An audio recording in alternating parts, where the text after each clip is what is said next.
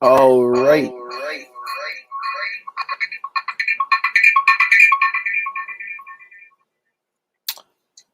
Sorry, everyone.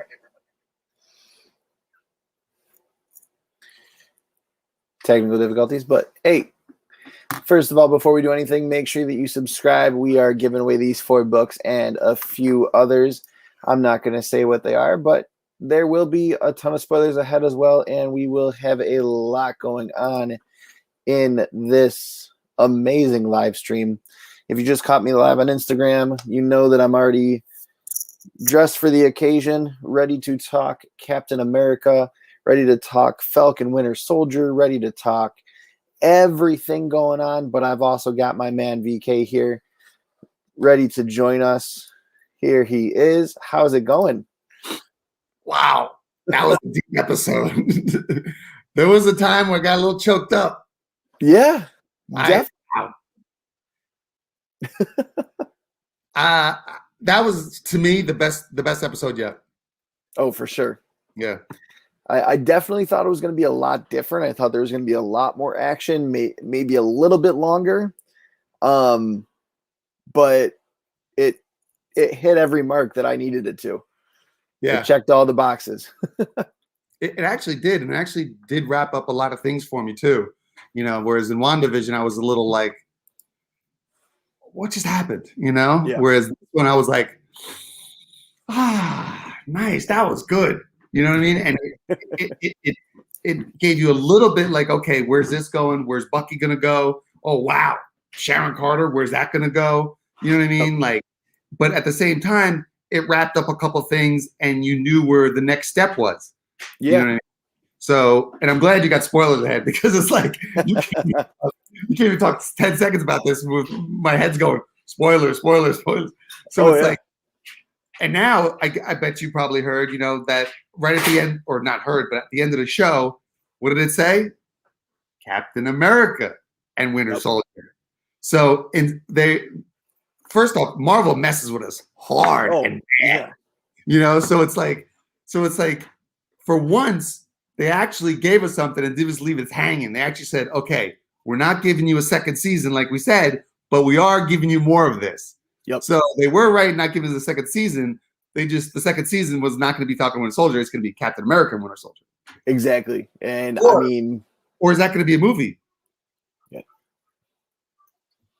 And we'll get into that one for sure, because I mean there is a lot that got announced about 4 hours ago, I want to say. Oh, really? Or maybe I don't. Okay, let's get into this. Let's just say this. That's a good one. I like that one. That's a good clip. That was good. So anyways, starting off right off the bat, we get back to Carly kind of talking about her movement, saying that it's completely ready, that it's ready for that next step. She's talking to the people, and I mean, it almost seemed like a lot of them just weren't on board. Like when death is the the end result, it kind of gets people a little gun shy. You know what I mean? Death and dismemberment sometimes can do that to a person. A little bit. Yeah. But do you want to touch on that, or do you actually want to go a little bit even back more? We can go back a little bit more. Yeah. All right. So, you know, the opening scene, you know what I mean? To me, the opening scene was Falcon just rocketing up into the sky with wings flaring, you know what I mean? You know, we got to touch on just how it was Falcon Suit 2.0, Wakanda, Vibranium style, just all's out, you know what I mean? Yeah. It was like, you know, turbocharged Falcon Suit. They did it good. He wore it well. He looked good. It actually reminded me of that one comic book. I forget which issue it is. Maybe the chat can help us out. Or if you know it, it's the one where he's standing there like this on the cover. I think that's Sam Wilson. Yeah, I think so too. It reminds me issue 1 or issue 3. When I saw that suit, it reminded me so much of that issue. You know what I mean? And then I was, the only negative was a little bit, it just didn't seem real. It's like, if you know physics, there's no way he could be doing, you know, 60 to 100 miles an hour in the air and then have a shield.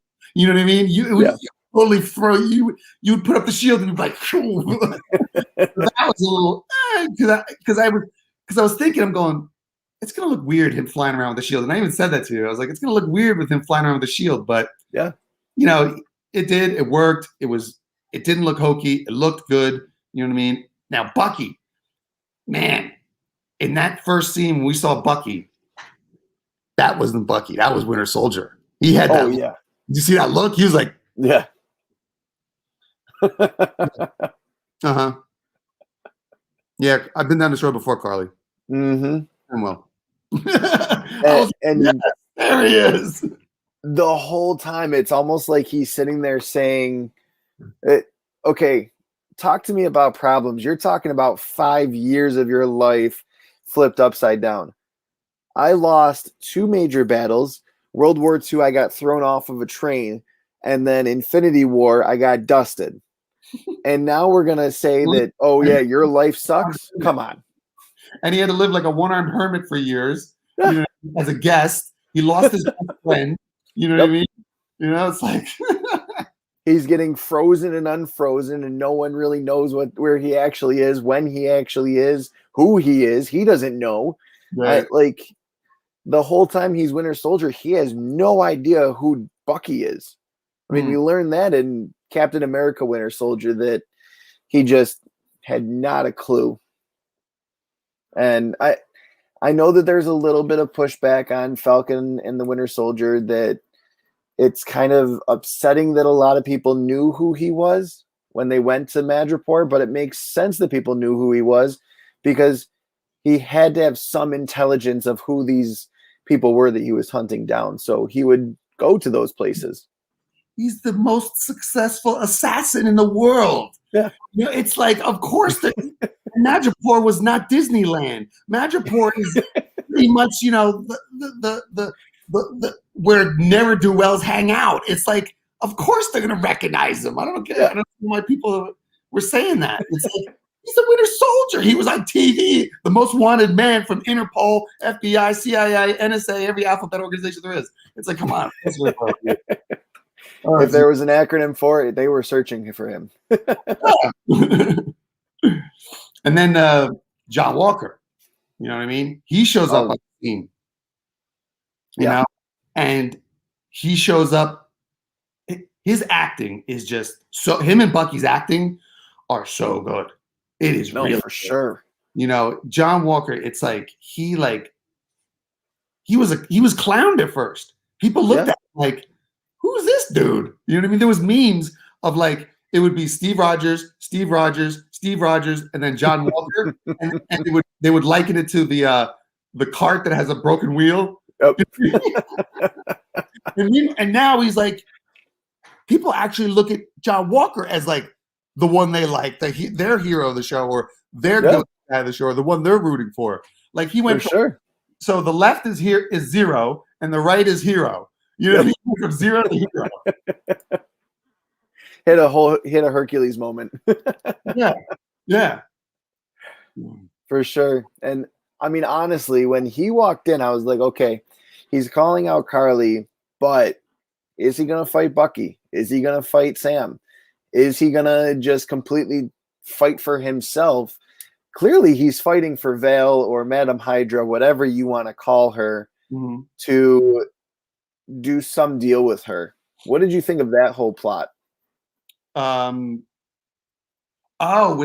Walker, well, it's pretty much self-explanatory in the way I look at it, because she pretty much said in the last episode, "Hey, don't be an idiot. Pick up my phone." Yeah. I mean, and what other avenues and offers does he really have? So it's like, you know, all he's got, and he's lucky because what's all he's got is the lottery ticket, you know, for him anyway. Otherwise, it's, you know, 100%. 5 times a week therapy and you know, living on ramen. So you know, like, that's all he's got. And so, and also you can tell by his reaction, that's what he wants to be. Yep. Still wants to be a superhero. Yeah. So like when he was getting pounded on, you know what I mean? He was having a little bit of, I think, of a little PTSD, kind of second guessing himself, kind of second, like, can I do this? Kind of, you know, because they made him look at his emblem because Yeah. he put on that emblem on his shield as a reminder Of you who know he is. you are. You know where Yeah. you came from. You know what you've accomplished. Yep. You know what I mean? And so then he's like, okay, I could do this. Yeah. And honestly, I mean, Oh, that sure. was so powerful of a scene from start to finish. So that was actually one of the leaks, the first leak scenes that we got way back when. And I kept wondering, when is this scene going to play in? When are we going to get these people jumping out of a armored personnel carrier and fighting John Walker and all of that? And it finally happened. And I mean, it just was perfect. John Walker kind of walks in and he looks so badass, but at the same time, he doesn't walk into a superhero theme. He walks into a very dark superhero theme. He walks in and it's kind of like, yeah, I'm here, but I'm also here to fuck shit up, for lack of a better term. Like, he doesn't care. He is getting revenge for Lamar. And then when Carly says, I'm sorry I killed your friend, he didn't matter. Or I'm paraphrasing, of course, but yeah. Basically, like, he didn't matter to my cause. I don't want to kill anyone that doesn't move my cause forward. And I mean, that's the wrong thing to say to a guy who literally just killed the wrong guy for thinking he killed Lamar. What do you think he's going to do to you? Oh, I know. What I found interesting in that scene was how we were watching superheroes. And it's almost like it was like the record skipped, and then John Walker starts walking in, the anti-hero. Yeah. You know what I mean? It's like, and so it's like, and it's funny how the first scene with John Walker and he engages Bucky, Bucky's saving him. Yep. So it's almost like they're working together, but they're not. You know, that to me is Marvel telling us or guiding us into this is how you need to look at John Walker. Yep. You can look at him as the anti-hero, not as the bad guy. Don't hate him. Kind of love him and hate him, because I think it's we all know where it's going.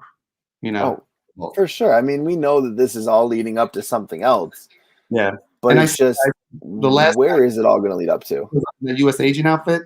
Yeah, forget it. So, what did you think of the scene? So, going all the way back to Batroc, what did you think of that scene? Because it was a lot of them kind of showing off Falcon's new suit, Falcon's new, all the new little things that it could do. It was almost like we weren't watching so much of a fight scene. We were watching kind of a tutorial for the new Captain America suit. Yes, I think so too. It was, I think, just pretty much of a teaser for the Marvel fans to see him in his suit. Not in the darkness of outside flying through the air, but we could actually see him in the suit fighting and relish it, and that was fan service to me. That scene was fan service, and also they had to do a little bit more Batroc because once again, Batroc I think is going to keep on going, and he'll probably be part of the Thunderbolts or maybe the first streaming or movie. Then he gets killed off. You know what I mean? But I think there's a little bit more for him. Craig, welcome. So you think that Batroc survived? Because he got shot by Sharon. Oh, that's right. Yeah, right. I'm up in the air about that too, because we still haven't really seen Batroc in his true colors from the comics. I wasn't quite sure if they're just gonna one-off him and that's the end of his story. I understand what you mean by in all his colors, and that's funny you said that because he was kind of wearing his colors when he met with her a little bit. The purple jacket. Yeah, because I even was like, "Why is he wearing a purple?" And I go, "Oh yeah, that's his colors." Yep, that's his colors in the comics. And I was like, "Okay, that makes sense." Because I was like, who's that wardrobe person? Shoot them. And they're like, oh, okay, Bob. But the Batroc thing, the reason why I forgot about that, why didn't they, usually in those types of movies, they do at least a little bit of a clip, like a quick little clip of showing them take the body away. Yeah. Or setting it up. You know what I mean? But I don't think they did that. No, they didn't. Right. So it was kind of their 1 minute gone the next. Right. So is he really dead? Just food. And I mean, it's so hard to tell because it's like, okay, we've seen all of this. We know that it's going to be something new. We know that there's going to be these things that we're not expecting, but at the same time, we're here for. And it kind of has to play out in a way that makes sense. So that whole scene with Sharon Carter walking in, and we're kind of jumping forward a little bit again, but jumping forward to that part where basically, actually, I'm going to take a step back. I don't want to jump that far ahead. So let's jump back to John Walker and Bucky and Sam Wilson. So basically, they're on the road outside of the GRC building, and we kind of see this fight scene and Bucky needing to save the hostages. He can't really focus. Then you get John Walker coming in. John Walker's getting beat up, and we talked about how he used the shield on the inside of his shield, which I actually thought it was going to be on the outside. I like how they put it on the inside to remind him and not be like this outstanding, this is how badass I am type of idea. It was kind of a nice little callback to who John Walker truly is on the inside, and that he's not this stupid hulking menace of a guy, that he truly is just trying to be the best soldier he can possibly be. Yeah.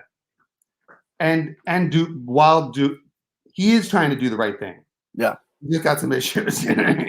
For sure. And I mean, he's broken. Yeah. And when he took the serum, it made him more broken. So it kind of all makes sense.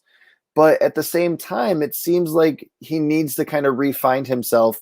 And we'll kind of see where this all goes with the Madam Hydra. But then we get Bucky getting thrown into, after saving John Walker for the first time, we get Bucky getting thrown down, and he finally nails the superhero landing. I was going to say, but before that, did you guys, and welcome, Hoarders Hive. Thanks for joining us. What's up, Hoarders?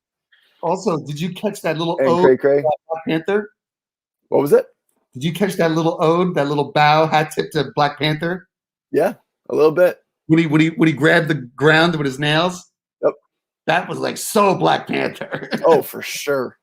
And it's like these little tiny Easter eggs that they throw in that's just so amazing.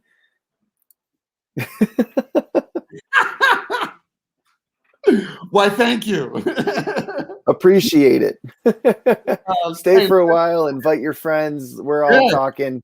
We actually get a lot more people on the replay, and it's kind of weird.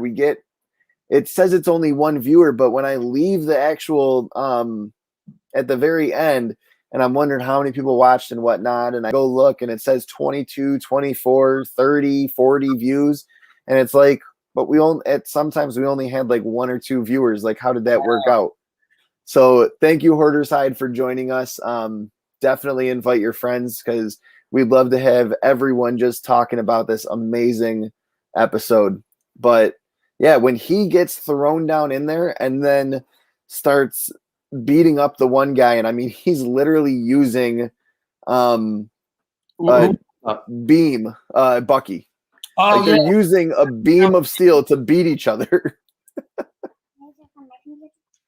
And not only that, a little bit later, I really liked how John Walker, they kind of got John Walker into a little bit more of the hero role and not so much of the menace, when he was trying to actually pull back the Brinks truck full of people. For sure.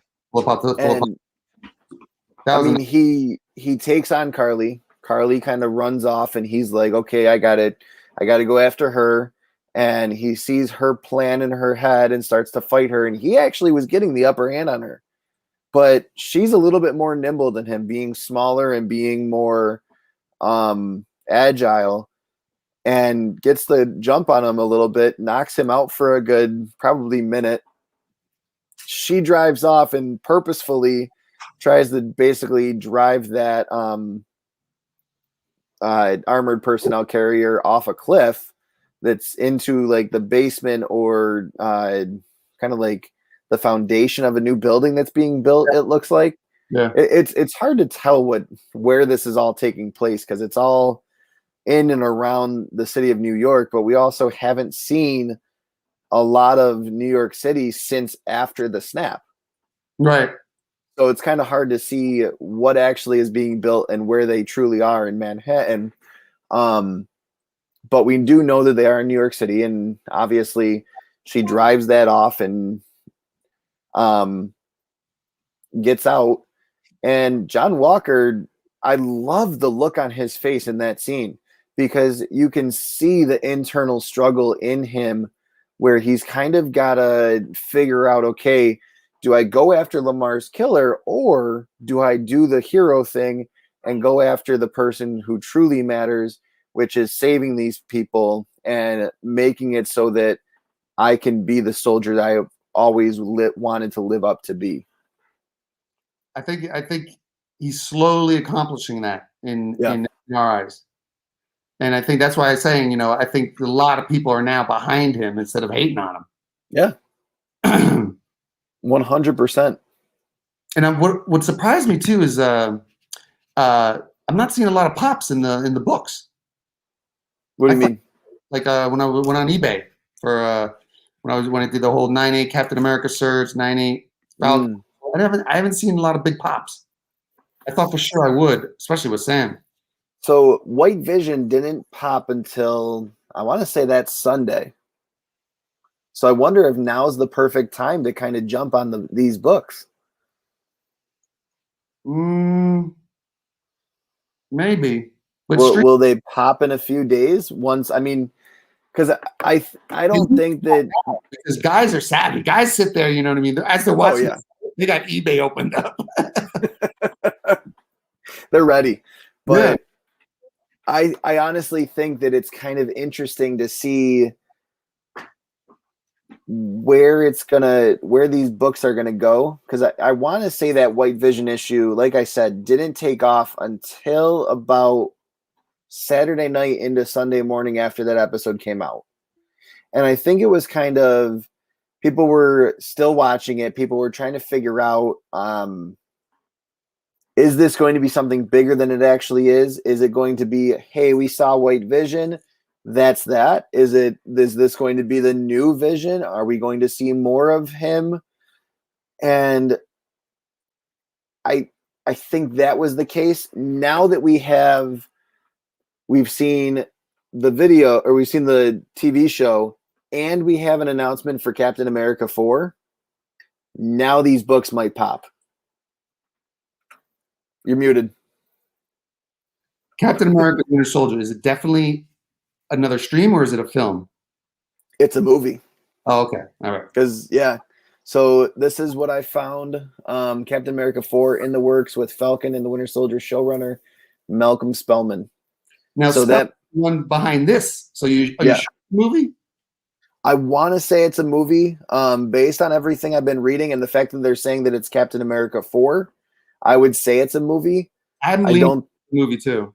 I don't think they would call it Captain America 4 if it's just going to be another TV show run, I guess is the best way to put it. You're right. Yeah. And so go ahead. So we've got everyone down in the pit. Everyone's kind of fighting each other. Sam Wilson comes in as Captain America, saves the day, pushes the car back up after John Walker can't, because he's got it flag smasher after flag smasher jumping on top of him. And we finally see Sam Wilson use the shield the same way that Steve Rogers did, where he throws it and it just bounces off every enemy in the vicinity. And I mean, he nailed it perfect. And I feel like this episode was also him trying to figure out, like, okay, how do I use the shield in this sense? Do I use the shield this way here? Do I not use the shield here? And one of the scenes that I called back is kind of like when he defeats Batroc in the building and then throws the shield out the window, and he's kind of got to go chase after. And it's like, I feel like Steve kind of hits the window and then falls after or has the shield with him because it came back to him. So it's kind of that interesting thing. You're muted again, buddy. You're muted. I like that they made him not act like Steve. Oh yeah, for sure. Yeah, I thought that was a really good touch. I was like, okay, he's doing his own thing, his own character, his own personality, his own style. Oh, there we go. Yeah, I think Hoarder's right. That is a feature film. For sure, and I'm hoping that it is. Before then, yeah. I mean, it's got to be something big after all of this, and I wonder where they're going to take it. There's so many different realms that they could take a new Captain America to, and now you have not really a villain, but not really a hero in Sharon Carter. You have an anti-hero in John Walker. Right. So basically, in that pit scene, Batroc smokes them out, and we see another feature of Sam Wilson's new thing, Rookie Unforced Errors with the mute button. He's used to muting himself all the time on metas. But anyways, like, we saw the new Red Wing. We saw Red Wing's like little capabilities where he can actually like break off into two, and he helped push the truck back up, which was really cool. And then we see this night vision goggles, and you can see through the smoke, and he could also see the footprints to see which way they went. And you had Bucky and John break off, and Sam go after Carly, and that's when we get the reveal of Sharon Carter as the power broker, which I feel like a lot of us thought she was going to be it. But personally, I almost felt like she was the figurehead power broker, kind of like how the Mandarin was in Iron Man 3. Not the true Mandarin, but someone who was pretending to be the Mandarin. So it was kind of, you don't know that she was the power broker. Now we truly know that Sharon Carter is the power broker. And where do you think that's going to go, VK? I was a little surprised that they gave her that much power. Like the whole time I was saying that, I was like, no, Sharon Carter is the agent of Power Broker. Yep. I was saying, Sharon Carter is the face of Power Broker. You know what I mean? Well, he, and once again, Marvel screwed with us and messed with us. They were like, in the whole time, they kept referring to him as a him, the Power Broker. Mm-hmm. And also to me, it just made sense. But knowing Disney, knowing Marvel and the whole girl power movement, it made Sharon Carter this huge character. You know what I mean? I still would have loved for it to have been Thunderbolt. You know what I mean? It just seemed it would have been a perfect fit. You know what I mean? And that whole, I was shocked how there wasn't even a mention of Thunderbolt. And it was not Thunderbolt, but a lot of more of Isaiah. So that's that they did a lot more of Isaiah because of this guy. Yep. So, now, but going back to what you're saying, I got digress a little bit with Sharon Carter. Wow. Is that going to lead? Did they do that because they're now going to try to use Sharon Carter's character to pump What If? Because I think one of the episodes of What If is either a Peggy or a Sharon Carter episode. Okay. I haven't looked into What If that much yet. Yeah, one of the episodes of What If and one of the books in What If that's hot is the one where Peggy or Sharon, I think it's Sharon Carter, maybe the chat can help out, becomes Captain America. Come on, hoarders, help us out. So I'm thinking maybe is that why they made her the power broker and gave her so much screen time to like push that? Maybe. Or what? Because I don't know. We got a ton of female lead properties coming out. So it's like, who is she working for? Who is she talking to? Just because she's a fence. I mean, in all actuality, she's a fence. That's who the power broker is. She's not the big bad, in my opinion. She's not someone who's way up here. She's But what is she? She's someone who is not answering to anyone, but also not making decisions only for herself. I agree. But when you look at what she's actually brokering, what is she brokering? Yeah. Weapons. Yep. You can't have weapons unless you got somebody in the military. Military, Thunderbolt Ross. So I'm still on that Thunderbolt Ross train. Yeah, Craig, I still think it's Thunderbolt Ross because she deals in weapons. What'd she kill that guy with? A high-tech weapon. Yeah, and she shrugged it off like it was nothing. Yeah. Well, you get access to those types of things unless you got crazy military contacts. And what was crazy military contact? Thunderbolt Ross. He's crazy. He's in the military. What else do you need? Yeah, true. I mean, literally. So I did find it interesting that she said, so jumping to the end in the mid-credit scene before we come back to where we were, she did say super soldiers are off the menu.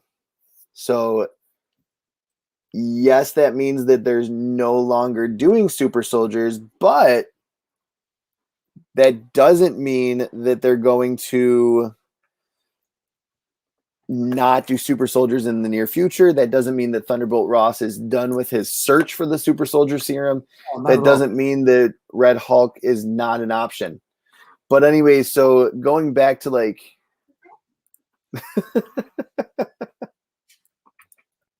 Hoarders, usually we have a ton of people in here. I honestly think it's because we're talking on a Friday night about a show that just came out. A lot of people haven't seen it yet, so they don't want to. And I think that's why last episode and the episode previous and this episode have gotten a lot less live viewers and a lot more replay viewers, if that makes sense. But anyways, it's kind of interesting that she just reveals herself to Carly. Well, Carly knew, but kind of reveals everything. Like, she orchestrated this. This was all her doing. She wanted this to happen, and it kind of calls back to a Hydra-esque plot where you're kind of picking and choosing who gets involved and where, like, kind of the chess pieces are all in place. Glad you brought that up. Okay. Somebody in the chat said, who the hell is she talking to? And also, we've been trying to figure out who she working for. So in Val or Madam Hydra or whatever her name is, or who she wants to get called by, in the past, guess who she was on a team with? Sharon Carter or Peggy Carter, one of the Carters. That makes sense. So once again, it still could be Val as the person behind Sharon Carter. Yeah.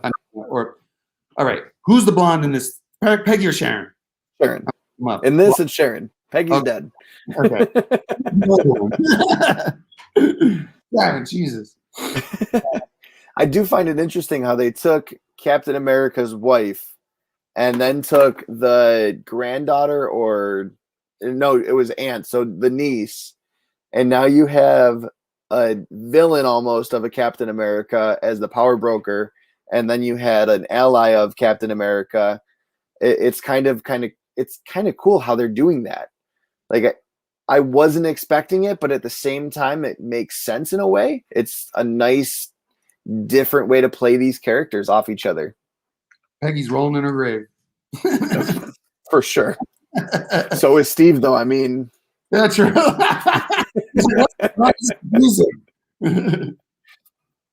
And so, go ahead. Passing? What was that? Carly passing? I can't believe they killed her off.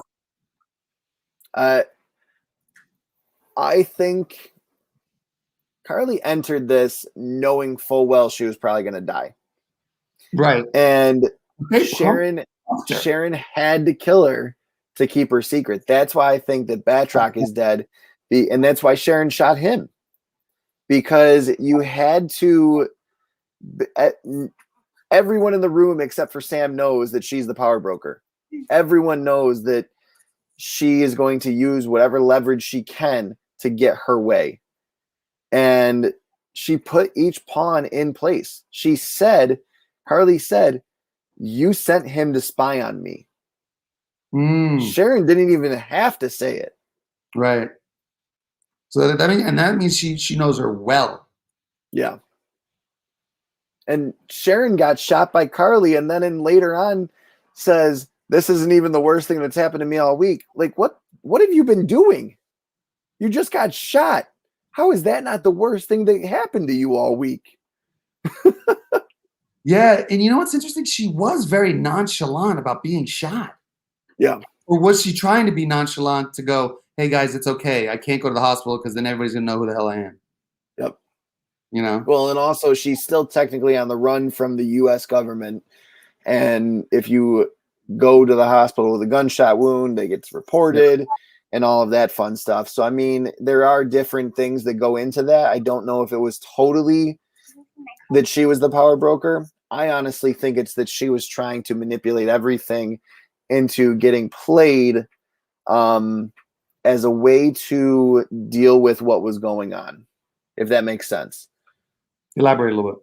So basically, she decided to play each person against each other in a way that Batroc was fighting Falcon, Carly was fighting pretty much everyone, and that Captain America, Sam Wilson, could kind of become a new spokesperson and say, look at what you're doing. And now she's orchestrated everything to be the reason why she's now going to get a pardon. Yep. And Sam said, I'm keeping my promise. Yeah. And this whole Carter thing is got me a little perplexed, because here we have Thunderbolt Ross. He wants super soldiers. Yep. Val, or whatever you want to call her, she wants super soldiers. And so you have Carter as the power broker now is brokering all these deals to get them super soldiers. So when I keep mentioning these names, Carter, Thunderbolt Ross, Val, the only thing that keeps popping up is just Thunderbolts, Thunderbolts, Thunderbolts. Oh, for sure. And everything I've seen has broken it down and broken down that scene as a Thunderbolts trailer. Yeah. And we know what's interesting. I don't know if you're thinking this or anybody in the chat's thinking this. We know they're coming. We know it's a lock. But part of me still, like, every episode, I get a little bit more confident that they are coming. Yeah. Even though they told us they're coming. You know what I mean? Yeah. And I mean, it's one of those things where it's like, okay, we know, like, the raft. We know what that is. We know where it's going. We know that that's Thunderbolt Ross's hideout, personal prison, basically like the Suicide Squad of the DC in a way. Yeah. He's like the Amanda Waller. Dark Avengers might make sense. Blue Devils. I don't know that they're going to go that route yet.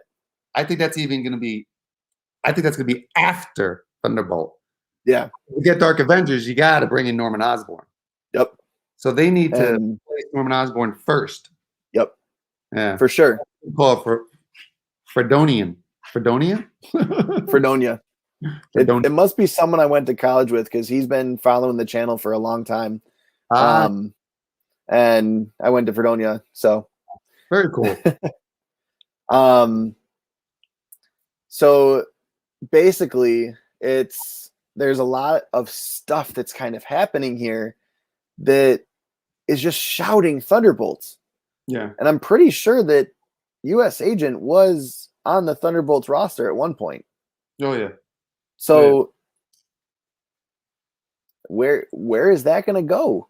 Is he going to join the Thunderbolts? Is he going to be part of this new Avengers team that gets created, the Dark Avengers? Is he going to be like what is Madam Hydra's plan?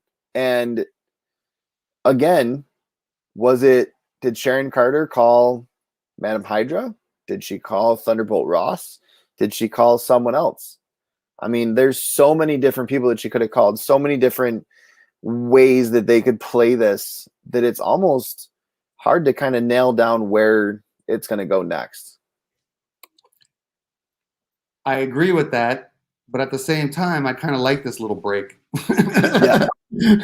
I kind of like this little break. It's like we went from WandaVision to Falcon Winter Soldier. It's like, whew, okay, can I get a little breather now? Oh yeah. Before I started, I said, let's just wrap our minds around this real quick. I was talking to my wife. I said, let's just wrap our minds around this real quick. It's going to be 7 weeks until Loki. And she goes, oh. Oh. I'm like, whew, I need a break. I'm like, Bad Batch come May 7th. So you're mentioning the scene with Batroc and he was smoking him out. Yeah. We left off there. So, yep. So we talked about like where Karli went, and Karli was actually fighting with Falcon, Sam Wilson, and he was refusing to fight her, which there was no reason for Sharon to shoot him. I honestly did not think that with every fiber of her being that Karli could actually pull the trigger on Sam. She looks like she was gonna. She looked like she was gonna, and I mean, I was definitely kind of thinking that she might, knowing full well that the suit's made out of vibranium and it wouldn't do much, but it looked like she was like forcing herself to. Yeah. Almost like I have to do this. And Sam said right at the beginning, like, so today it's 10 people, next it's 100. What's after that? Like that you can only get bigger from here. Yeah. And she's already killed. I mean, and she really hasn't killed directly. She wasn't trying to kill Lamar when she did that. That wasn't purposeful. It was she was trying to protect herself. She wasn't. She was trying to kill people when she blew up the one GRC building, but she didn't do it like face to face. It wasn't like that.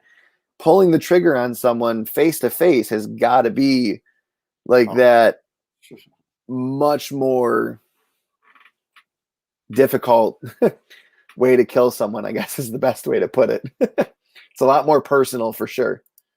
And I'll go back to what I was saying before. What did you say? Getting crowded in here. Going to bail. I'll catch you guys later. Stay tuned for something from Epic for me in the near future. Take care. Don't bail, hoarders. But good to see you. Make sure you catch the replay. I will definitely stay tuned for something epic. And hoarders, we also have something epic coming soon. We have a 500 subscriber giveaway coming out very, very soon. Can't wait till we hit that 500 subscriber mark.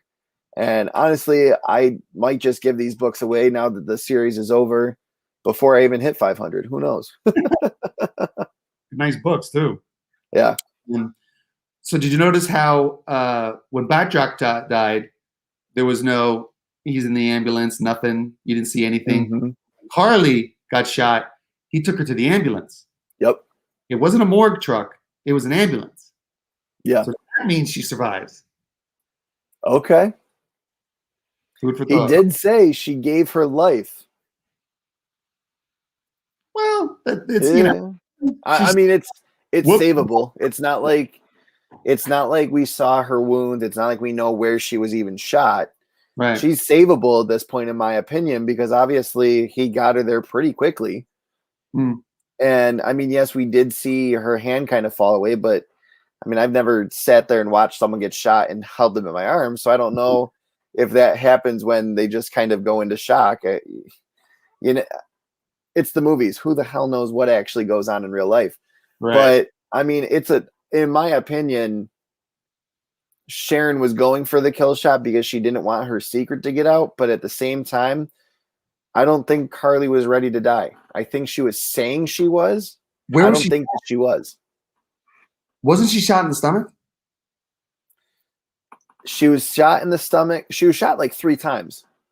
So we know about she was holding her stomach, but there were 3 shots that got off. So, Oh, yeah. it's like you could have gotten shot in the leg. You could have gotten shot in anywhere. What I'm getting at is Carter's ex-military.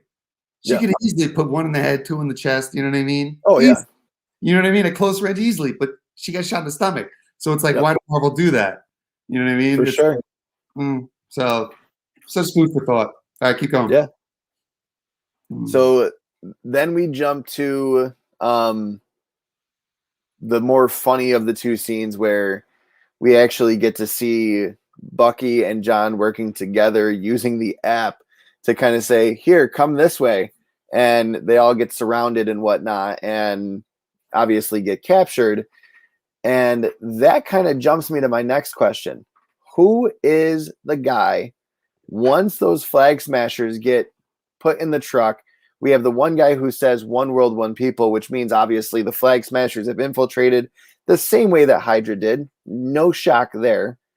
But who's the guy that blew up the truck? Probably that guy that said either it's the guy that said one world, one people, or it's just Sharon Carter and she can get to anybody at any time, anywhere. They're just they're showing us again how powerful she is. But we cut to that scene where the old guy is sitting in his car and he puts a remote away. Right. That you know who that old guy is? Who? That was the chauffeur that greeted Zemo at the airplane. Oh, so that's okay. So he's the one that blew up the truck. Once again. Zemo, and that's why I was wondering, because she said Zemo again gets the last laugh. And I was like, how did Zemo get the last laugh? It's all about Thunderbolts. Like the biggest thing episode I took out is just I need to research my Thunderbolt stuff, my comics, my cards, everything, and really see, because that's what I got from this is just every angle they're pounding Thunderbolts. You know, I like that scene. Oh, for sure. But how pissed? Go ahead. But once again, is it like now you're almost thinking, who's more powerful? Is Carter up here and Zemo's number 2, or is it Zemo and Carter? Or was that Zemo and Carter working together? See, and that's the biggest thing is like, what does Sharon have to gain from killing off those last few super soldiers, number 1? And then on top of that, there's also the one that was in the Hudson that they mentioned after. I don't think he was in the truck. The one that was flying the helicopter. Well, he got pulled out of the helicopter by Sam. Yeah, and then they had Sam chase him down. That's where he flew off to after that last scene. Oh, okay. So I don't think he was in the truck that blew up. So it's almost like Sharon was trying to tie up loose ends if she's working with Zemo. And then you've also got Val saying, Zemo gets the last laugh. Maybe I set that up. Maybe I didn't. Or did I?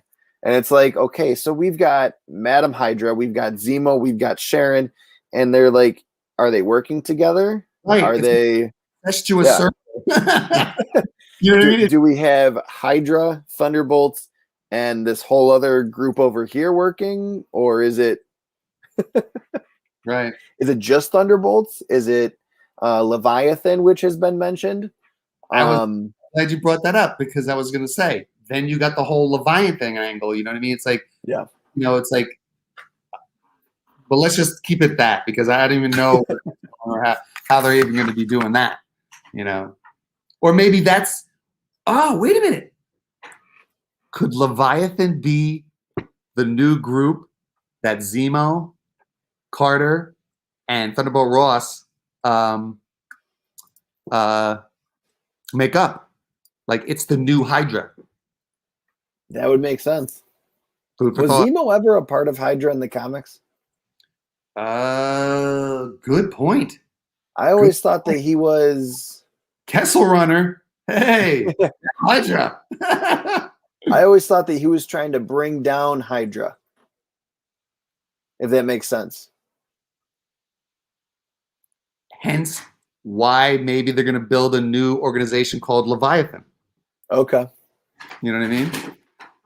Which would be totally perfect. I mean, it would make sense for him to want to build something that could once again tear down what had been torn down or what needed to be torn down to make way for a new world order. Going back to episode 1. Right. And that whole new world order you can interpret as meaning many different things. Oh, for sure. Is it the Flag Smashers rising to power? Is it Leviathan rising to power? Is it Sam becoming Captain America and Captain America is now the new world order? You know, Captain America is the new world order. That could mean so many things. Definitely. And it's crazy how all of this has just happened in 6 episodes. I mean, not even 6 hours worth of footage that we've been able to see. And I mean, each episode's probably like 40 minutes long with about 10 minutes of credits. And we've only had, I want to say, 2 mid-credit scenes in this one.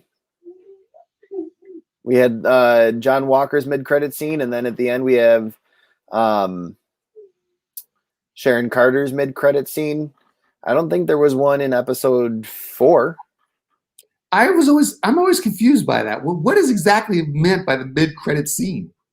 So just that ending, like Sharon's pardon was that mid-credits. It was right in the middle of that beginning of the credits, and then when they jump. Yeah. Well, why isn't it just another scene? Because Marvel likes to mess with us and throw all these different things in. And I was watching it and I saw that, but I didn't see it and go, oh, that's the mid-credit scene. Yeah. I just went, oh, they're just cutting to a flashback or cutting to like a scene that doesn't have what we're watching. You know what I mean? It kind of pushes everything forward to the next thing. And I mean, she's talking on the phone. She gets pardoned. And they say, do you want to join your old team? Now, this old team could be Thunderbolt Ross's team. She was working for S.H.I.E.L.D., and we have no idea if S.H.I.E.L.D. is defunct or not right now. Like, what happened to them after the snap? We have no idea where Coulson is. We know that he's probably alive. So there's so much that's unknown and what team she's actually going to join. But the fact that she's talking about prototype weapons, prototype pretty much everything new, and government secrets and all of that, it's some sort of intelligence agency. It's not something it's not really FBI. It's not really military. It's got to be like CIA, S.H.I.E.L.D., or even maybe SWORD. Maybe Leviathan. You know, if Leviathan is a government agency, who knows? I mean, there's so many unknown things post snap that we haven't really learned yet because they haven't gotten into it. And I feel like it's been on purpose. Like they're just not getting into it. They don't want us to know everything right off the bat. Kevin Feige is the king of talking about, I'm going to throw little things at you and you have to go figure them out. Here's a little Easter egg. Go find the next one. Right. But it will be interesting to see where they go from here. The more and more we're talking about this, and the more and more I'm sitting with it in my mind, I'm like, thank you, Marvel, for not leaving us like you did with WandaVision. Because WandaVision, I really you know what I mean? Like I was like hungry. I was like, I need a snack or something. You know what I mean? Like I was like, I was just wanting more. You know what I mean? I was just like, come on, what is this? And so like, you know, but now it's like, okay, it's all about the Thunderbolts. And it's all about Sam is now the new Captain America. Okay, next on Loki. Let's look at Loki. I like this. Whereas with WandaVision, it's like, do we even know is there even theories on where Scarlet Witch is headed next? Well, definitely Doctor Strange, but like I don't even know really what their role's going to be. You know, is she going to be this anti-hero? Is she going to be this hero? Is she going to be this, you know, tortured soul where Doctor Strange has to save her from herself? Like, whereas that's where I think it's going to go. Right, but what I'm saying is, with this show, The Falcon Winter Soldier, it's like, oh, Sam's going to be the Captain America in the next movie. That's going to be cool. That'll be interesting to watch. The only thing that was like, what's next? Bucky. Yep. My favorite character. They still not doing him justice, in my opinion. And so I saw something recently that was basically Bucky has been the best in Captain America Winter Soldier. Nothing has lived up to his performance in that. But at the same time, I feel like right now he's trying to find himself. And he did a great job of that by finishing the book. And I love the little like jokes that they made. So the first one that I was thinking of that kind of showed his personality was when Sharon said, I don't know if pardons are all they're cracked up to be. And Bucky goes, it depends on who your therapist is.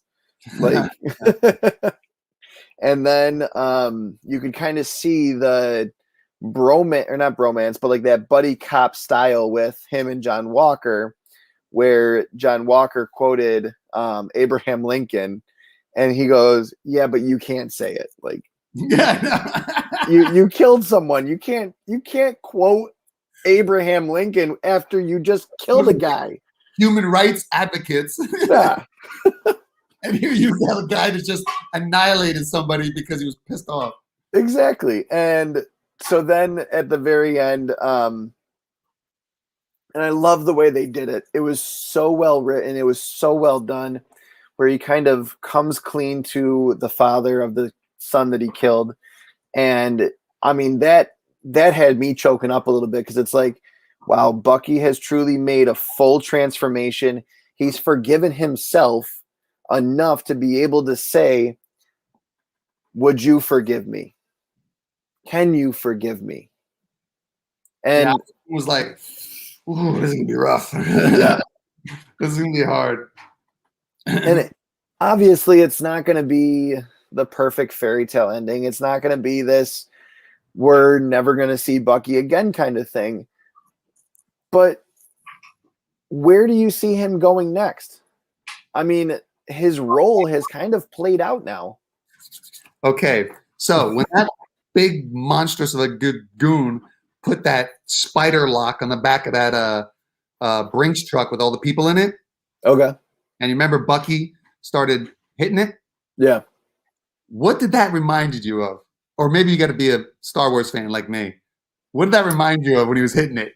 Remember in the last episode of Mandalorian when the Dark Troopers were smashing it and Luke Skywalker? Yes. Okay. Yep. I was sitting there going, did Marvel do this on purpose with Bucky hitting the door like the Dark Troopers? Because they're in talks with Sebastian Stan being Luke Skywalker. Ooh. And I was like, so I don't know if you have to be a Star Wars fan like me to like notice that. Like, I was like, yeah. Is that I didn't notice that, but I now that you mentioned that, I do remember that scene. That's kind of amazing. Kessel Runner, if you guys are here, if you're still in the room, what do you guys think? Was that a little hat tip to Luke? That scene? Because I think it had to be. I would love Sebastian Stan as a Luke Skywalker. That would be. Oh yeah. Because I could pull it off. With his acting, he showed he can act. For sure. I mean, he's played basically 3 different characters in the MCU. He played young Bucky, which is a totally different version of Bucky than the Bucky we're seeing now. Right. And then he played Winter Soldier. I mean, he's got some range. Oh, yeah. Like, and I haven't seen much else that he's been in, but just based on his time in the MCU, the past 10, 12 years, he's done really well with it. And something real quick keeps popping in my mind. Why did John Walker's wife need to be in that scene? I don't know. Like, it keeps bugging me a little bit. Like, why does she have to be in that? Like, I could see the first 2 scenes she was in, but then that third one, I'm going, are they showing her this much because maybe there's going to be a little bit of something with her, you know? other than just the supportive wife. I'm thinking they're setting something up. Kessel Runner says, so I'm glad. I'm glad you guys think he'll be great too. Because I don't know. Did you guys see it already? Because I'm talking. Yeah. Sebastian as Luke. Please. Filoni, Favreau, please. That scene when he was smashing that Brinks truck door, I was like, wait a minute. And Luke does have a metal hand, so he knows that. I should have laughed this hard, but that's a good point. That's a good point. I mean, if anyone knows how to play a guy with a metal arm, he's your guy. Oh, that's wrong. I feel blasphemous. Oh my god, that's right. That's weird. You're right. I didn't even think of that. They both got metal arms. I think it's the same hand too. Isn't it both their left hand? Yeah. Or I'm not sure with Luke. Wait a minute. When Vader, I think it's his right because I'm sitting. It might be his right because it's his lightsaber hand. Right, because yeah, it's his lightsaber hand. Yeah. So it'd be kind of funny if it was his left hand in both. Yeah, where it's Sebastian's left hand. Yeah, because he said he's right-handed. But the more I'm seeing Isaiah Bradley, his face right there, the more I'm thinking, the more I'm thinking tomorrow. I'm looking at Isaiah. I'm doing my research on Isaiah Bradley books and Thunderbolts. So Isaiah Bradley books have already spiked. I mean, they were like $10, $20 books. It was Red, White, and Truth, I think it was. And they've pretty much hit their stride at about $100 a pop raw. So, I mean, I definitely think they could get a little bit higher than that. I don't know that they'll spike much more. There's a couple of other issues that I would definitely start looking at. There's like shots with Isaiah Bradley on the cover. They got him running. There's a lot of Dark Avengers / Young Avengers with him on the cover. There's a lot of. That makes sense. Yeah, I'll send you some photos. I thought I had him. I thought I had it here real close to me, but I don't have him close to me here. I would have showed you. Sorry. Those issues I wanted to show you with him on the cover. But I'm curious to see now, since Falcon and Winter Soldier, Captain America and Winter Soldier are going to be in the movie. We'll see what with Winter Soldier books. Isaiah and Elijah. And Isaiah's the grandson, correct? Or is it Elijah? Isaiah's the older one. Okay. Elijah's the younger. Yep. Elijah. Yeah, the first appearance of Elijah, that's insanely expensive. And do you know which issue, the cover title? Young Avengers #1, I think, is his first appearance. Oh, okay. So it's pretty much that thing's left the barn. Oh yeah. So to say that horse left the barn. Because not only is that a key for this series now, it's a key for the Hawkeye series with Kate Bishop. It's a key for, I think it's even a key for Spider-Man. Like there's so many heroes in that one book. It's kind of like Doctor Strange or Strange Academy #1. Oh my God! Like prices on those, I can't believe. I don't even know why that's so priced out. Like. It's a brand new team, but come on, like I agree. It's a little early. To me, it's a little early for those prices. Yeah. And I was so upset that I didn't get into that one because I absolutely love Scotty Young's writing. You didn't? No. Wow, I'm surprised. I saw Strange Academy and I was like, it looks interesting, but it looks like an X-Men book, and I'm not a huge X-Men fan, so I didn't jump on it. And I think I've got the 4th printing for issue 1, and then I've been collecting them ever since and reading them here and there. 9/8. That's awesome. So I'm a little biased in that spec. But I love Scotty Young's writing, and I love his artwork too. I mean, his artwork. A lot of people knock it. They say that it's just not phenomenal, but I mean, I like it. It's one of those things where, you either like it or you don't. Right. It's like Peach Momoko. Yeah. You either like it or you don't. Trying to find the one I just bought recently of his. I got so many books I need to put away. No, you don't want to see the chaos that's around me. Just show the nice organized thing right here. You comic aficionado, it's like you're a borderline comic collector, borderline hoarder. Oh yeah, 100%. I wish I knew I put those Isaiah issues I have. Oh, man. So Loki, you want to talk a little Loki? Before we talk Loki, let's talk the one who did not show up in this series, Omega Red.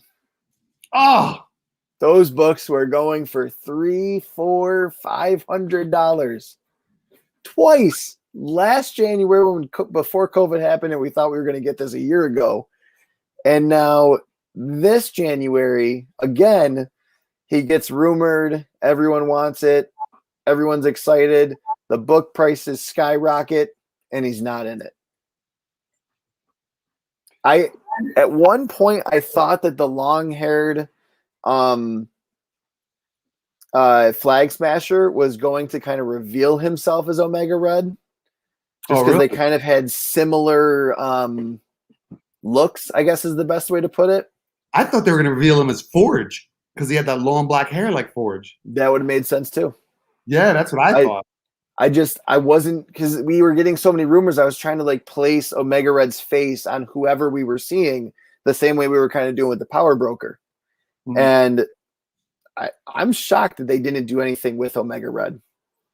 I feel like it was a lost opportunity for them to give a little clip of a prison scene, you know what I mean? To give us a little something, you know what I mean? Like even a glimpse of like, you know, I don't know, just some.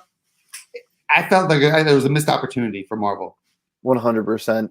I don't think they're ready for mutants yet. I think Kevin Feige's kind of keeping that on the back burner, waiting for the right moment, the right time, and just kind of going from there. Yeah. Agreed. And we got Bad Batch coming out May 7th, and then when's Loki come out, you know? June 11th. I can't wait for Bad Batch. Is that live action? No, that's a what do they call it? Do they just call it animation? I think so. Yeah, it's so. Yeah. Cray Cray's guessing the mutants are about 4 years out. Yeah, I would say that makes sense. And I mean that's assuming that Wanda isn't a mutant, which I don't think she is. Cray Cray, isn't that anthology supposedly is going to happen with Wolverine? Some type of Wolverine anthology, I heard, is something that's going to come out. So that we get him earlier, which I maybe get. We're going to get, I think, a Wolverine or another iconic X-Men character first. Because you're frozen. I don't know what just happened there. You good? I'm good. Are you? I think it's my Wi-Fi. There we go. We're back. WandaVision. I went hardwire, and now I think we're good. I was Wi-Fi driven, but yeah.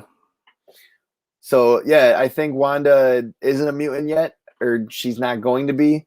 She might be post Multiverse of Madness. We might get a different version of her, maybe.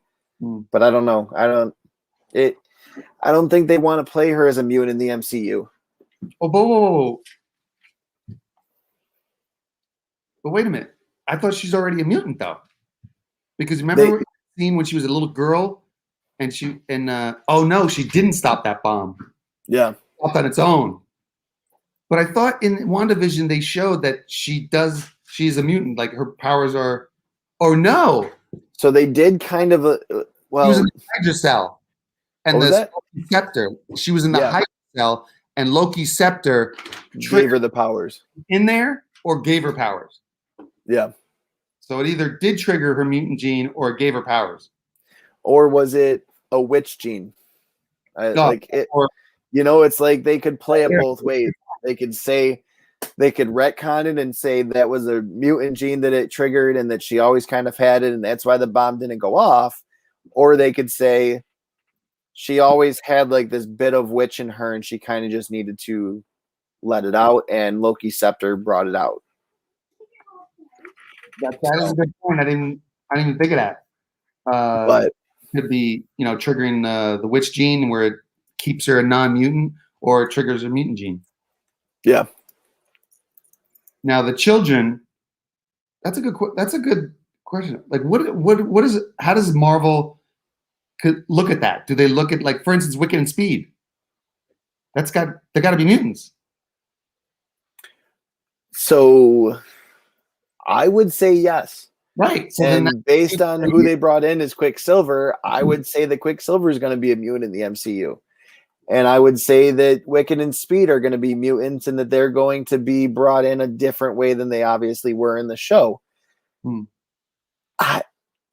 There's so much for Marvel to play with that it's like, okay, we're looking at it as it could happen tomorrow, but it's probably not going to happen until phase 5, 6, 7, 8. Who knows? I mean, phase 4 is going to be really short. I think phase 4 is actually slated to be shorter than phase 1 was. Really? I find that really? You sure? So originally it was going to be 2020, 2021, and 2022. If we look at phase 1, we started in 2008 and Avengers 5 movies later came out in 2012. So 4 years. This one's only slated to be 3. And with COVID delaying it a year, we're technically looking at 2021, 2022. And I think one movie or so have been pushed back to 2023, but still only 3 years. So unless they say that phase 4 is going to be a little bit longer, and we announced part 1 of phase 4 to kind of give you a taste, we're going to then announce part 2 of phase 4. I mean, who knows what's going to happen this summer with San Diego Comic-Con and Disney and everything going on. Who knows if Marvel's going to do what DC did with DC Fandom? I don't know. But also too, we got a lot of other properties. Oh yeah. There's Invincible that's airing right now. Mortal Kombat just came out. I heard that's a good movie. Godzilla just came out. So we got a lot of pop culture. A lot of content to go over.